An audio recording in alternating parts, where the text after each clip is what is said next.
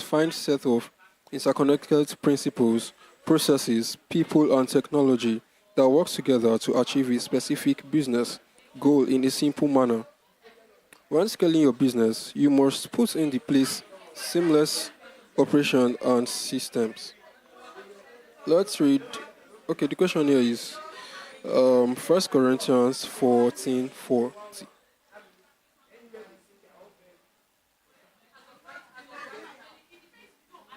First Corinthians 14, verse 40. Let all things be done decently and in order. So now the question here is how do systems in place bring peace and growth? That's how does this system bring peace and growth? When you have a working system, you know that things are in order. You know that you can rest and not necessarily rest, but like you know that those things because of this system that you have put in place, they can work. If it's a system that can work on its own, you know that you can actually rest and just let everything just go. Yeah. When you have a system, operating system, that's when you can monitor. That's when you can evaluate. And that's when you can make improvement. But if you don't have a system that is working, one, you will not be able to evaluate anything. If I have a shop where I'm the one that does the cutting, he's the one that does the stitches, she does the packaging, she does the inspection, quality control, and you do the packaging. Now, that's a system. If I delay in my cutting and he doesn't get something to sew, I can measure it that I'm the one that is failing in this system. But if every one of us, we are cutting anyhow, we are sewing anyhow, and everybody is doing anything, I will not be able to monitor. So systems are there for us, one, to monitor and then to improve on. And there's no business that you cannot create a system for, no matter how little. It's just you sitting down and listing what you do in this business. Once you are able to list it out, you can develop a system. But it becomes a problem that when everything is chaotic, that's you don't know who is doing what, for why, for how long, and then you can't monitor. But once you are able to list out whatever you do, then you can put it in a system. I think another thing about systems is that systems will prevent any unnecessary mistake. Like where I was working, for example, now we had a way of if we sold, maybe we sold amala today, it's amala we sold today. Somebody will give accounts that we use 5 cups to make, and that cups is not just anyhow cup. There's a particular cup, so we know. Okay, when we bring the amala into the store or into the kitchen, we will measure it out. This amala that I brought into the kitchen, 15 cups is there. And every day we are saying, oh, we sold 3 cups today, 3 cups today. So if maybe 2 days after, we now hear that amala finish, okay, how? We'll now backtrack. So it will prevent unnecessary mistakes, to even make your business airtight, to avoid any.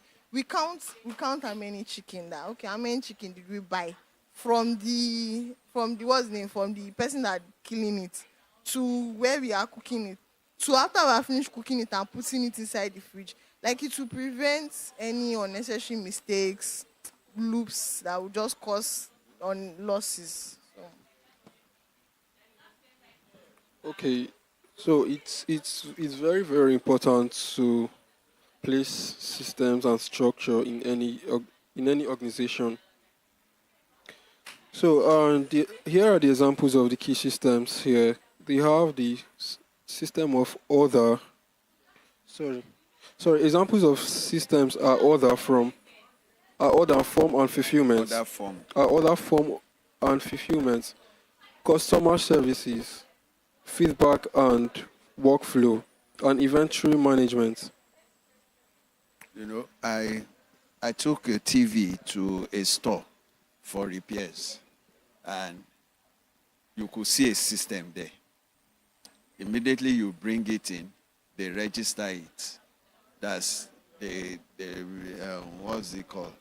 The serial number and all those things is written the day you brought it. Then a technician comes to check it and fills the form for the fault. And then somebody is called in. That's the technician will also fill the parts to be changed or if it can be repaired or not. Then somebody from the store comes to tell you the parts are available or not. And because they have that system, by the time they finish filling that form, they are able to tell you that in 3 weeks' time, come and pick your TV. But you can imagine in case where you just come, you drop it, and the man will say, oh, tomorrow I will have a look at it. And then tomorrow comes, is the only one opening it, and is trying to test it. A week has gone. Then you come another week, and then the man is telling you, I need to go and check if there are parts, and then another week has gone. But if you create a system, you can easily measure your productivity. You can also measure losses. Because I just loved what I saw that day. And it's not even a big store. It's not a big store. It's just a man that has worked with one of these big stores and carried that mentality into his own business.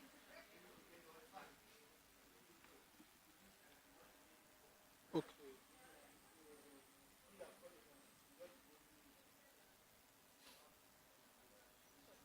Customer experience and retention. Keeping your existing customers is easier than getting new ones. Therefore, deliver consistent quality to them, respond quickly to inquiries and complaints, ask for feedback and act on it, reward loyalty using discounts, thank you notes, exclusive offers, and track customer satisfaction. Okay, this thing about rewarding loyalty. There's this friend I have. She does, I don't know what they call it. It's like she'll post products on her status. Then if you buy, she collects commission. So she does this thing where if you refer someone, to her, you have like maybe like a percentage of something. Maybe she can give you something for free or she can give you discounts. So that's an example of rewarding loyalty, customer loyalty. Yeah. In fact, the ideology is that human beings like free stuff. So there's even ways you can do it. It's not exactly free, but it is at discounts. Like you can say you give them a plate of rice with Coke for 4,000. It might seem like a discount, but in your own way too, you probably look for a way to collect your money from all the thing. So yeah, it's even from you as well as remain loyal to you because they know that this person go fall our hand. So that kind of thing. Counselors, their safety. So now the question here is, what are the best ways to build teams and leaders today?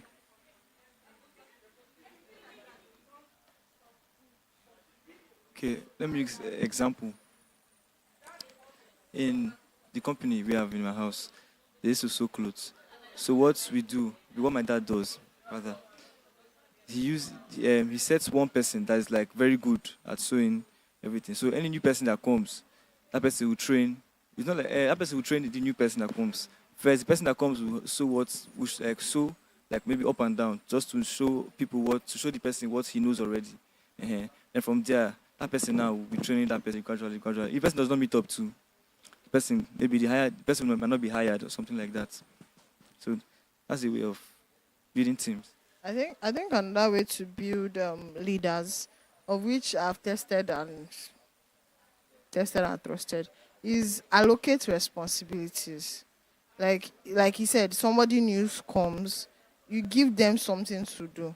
Like don't always be afraid that this person is going to crash it or this person is going to mess it up or something.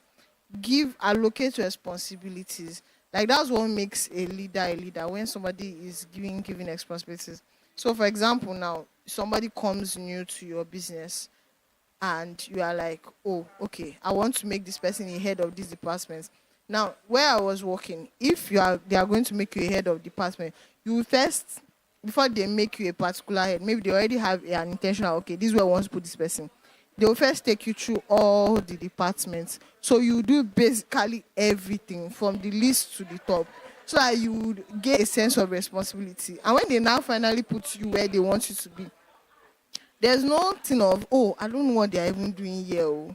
That's where some people make mistakes, or where some nepotism comes in place, where someone that does not know anything about the work, absolutely nothing, they will just throw the brother of somebody, and responsibility allows you or allows the person to also develop into becoming a leader.